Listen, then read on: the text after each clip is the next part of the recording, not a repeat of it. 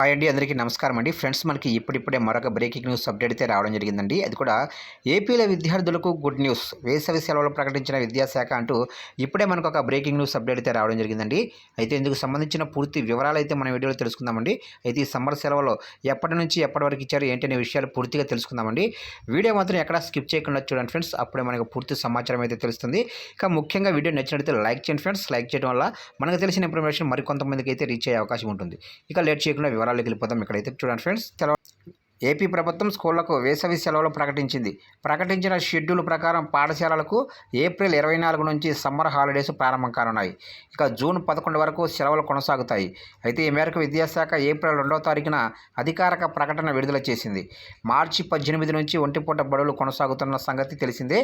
అయితే ఉదయం 7:45 నుంచి మధ్యాహ్నం 12:30 వరకు ఒంటిపూట బడులు నిర్వహిస్తున్నారు. కాగా ఏపీ వ్యాప్తంగా ఏప్రిల్ 23 నాటికి అన్ని తరగతుల విద్యార్థులకు పరీక్షలు పూర్తి చేసి ఏప్రిల్ 24 నుంచి వేసవి సెలవులు ఇవ్వనున్నారు.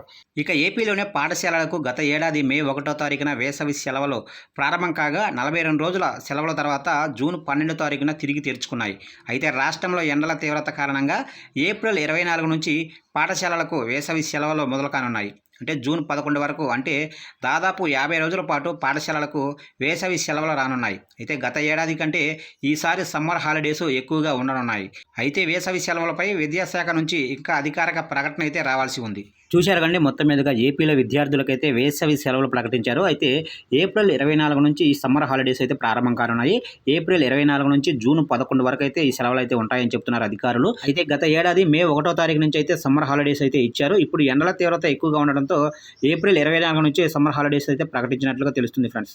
చూశారు ఫ్రెండ్స్, అప్డేట్ నచ్చినట్లయితే లైక్ చేయండి. ఇలాంటి ముఖ్యమైన అప్డేట్స్ కోసం ఇప్పుడే ఛానల్ని సబ్స్క్రైబ్ అయితే చేసి ఫాలో చేయండి ఫ్రెండ్స్.